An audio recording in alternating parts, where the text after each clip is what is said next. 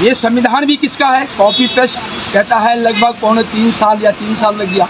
मैं तो संविधान निर्माता को भी चैलेंज कर दिया हूँ, नकार दिया हूँ कि आपने 3 साल में जो 30 दिन का क्या एक दिन 2 दिन का संविधान जो बना है वो 1 दिन 2 दिन में बना के क्लियर करके समाप्त कर देते, कॉपी पेस्ट नहीं करते। लेकिन आपको उसको बनाने में 3 साल लगभग लग गया। मैं इनको नकार दिया, मेरे सोशल मीडिया पोस्ट पर देखिएगा, मैं सबको नकारा हूँ। और दरअसल में ये जो रोहित वेमुला की बीमारी आई थी, जिसमें रोहित वेमुला ने अपने कुकर्म को छिपाने के लिए आत्महत्या कर लिया, लेकिन उसको ये वामपंथी कांग्रेसी देशद्रोही तत्वों ने एक अवसर बना दिया। जैसे अभी मुक्तेश्वरानंद की घटना है, अभी सोशल मीडिया में सब साफ साफ हो गया है। इनके एक स्टेटमेंट देख लिए, ये कहीं से भी हिंदू सनातन धर्मी नहीं है, ये ऑलरेडी भी धर्मी है। लेकिन कांग्रेसी, जब तक इस देश में कांग्रेस वामपंथी और मैकाले की न्यायपालिका रहेगी, तब तक इस देश में इस तरह का हरकत होते रहेगा। 2014 में राजनीतिक सत्ता का परिवर्तन हुआ था, बदलाव हुआ था, मोदी जी सत्ता में आए थे पूर्ण मेजॉरिटी के साथ में। लेकिन जो ब्यूरोक्रेट सत्ता थी, क्योंकि शासन सिर्फ राजनीति से नहीं चलता, ब्यूरोक्रेट चलता है।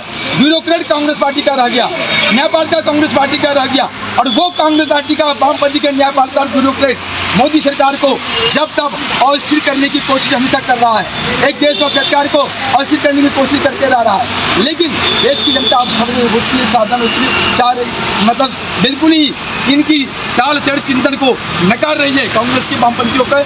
न्यायपालिका की जहाँ तक बात रहेगी, न्यायपालिका के ऊपर अटल जनशक्ति पार्टी ने लगभग 2000 मेल हमने उनको भेजा है, और उनको डायरेक्ट कहा हूँ सुधर जाओ या इस्तीफा देके साइड हो जाओ, नहीं तो नेपाल जैसे आंदोलन होंगे, और नेपाल जैसे आंदोलन में अहिंसक आंदोलन करूंगा, सुप्रीम कोर्ट फूकूंगा नहीं, लेकिन सुप्रीम कोर्ट के सभी जजों को सामूहिक इस्तीफा देने के लिए मजबूर जरूर कर दूंगा।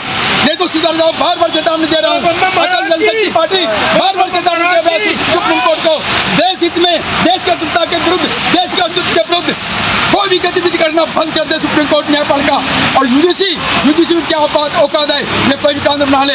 जब 1958 का एक्ट है जिसमें इसकी स्थापना हुई है, कोई भी कार्य ये करेंगे तो संसद की स्वीकृति इनको लेनी होगी, मगर संसद की स्वीकृति के लिए कुछ नहीं कर सकता है।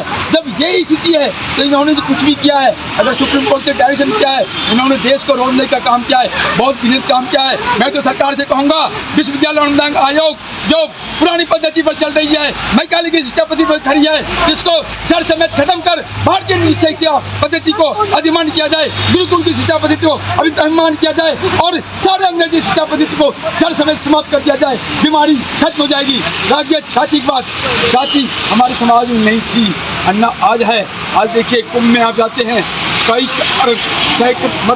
कई करोड़ लोग कुंभ में गया, वहाँ कोई जाति मिला क्या? वहाँ हर जाति के लोग नहीं थे, लेकिन वहाँ कुछ भेदभाव था। हमारे यहाँ कहीं भी कोई भी कार्यक्रम होता है, अभी छठ में जाइए देखिए, छठ घाट पर नहर पर लोग जाते हैं, किसी जाति का भेदभाव दिखाई पड़ता है? कोई जाति का भेदभाव नहीं है। हमारे सनातन धर्म संस्कृति में तो सर्वे बहुमुखी सुखना वाली बात है, वसुधैव कुटुम्बकम वाली बात है, ये विभाजनकारी बातें तो इस संविधान के देन है।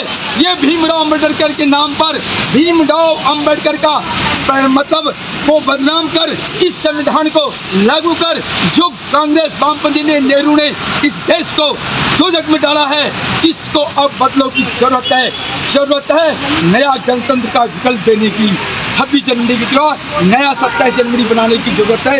इस संविधान को जड़ समेत खत्म करके एक नए संविधान पूरे देश की राय शुमारी लेकर बनाने की जरूरत है। मेरे दोस्त, आप मनुस्मृति की बात करते हैं, मनुस्मृति तो विश्व का सबसे पहला और सबसे आखिरी और सबसे बेहतरीन संविधान और शासन व्यवस्था है। लेकिन ये जो इस देश को लूटने वाले लुटेरे मुगल अंग्रेज आए, इन्होंने जो हमारे इतिहास में मिलावट किया, हमारे ज्ञान विज्ञान में मिलावट किया, उस मिलावट का परिणाम हम लोग आज भुगत रहे हैं।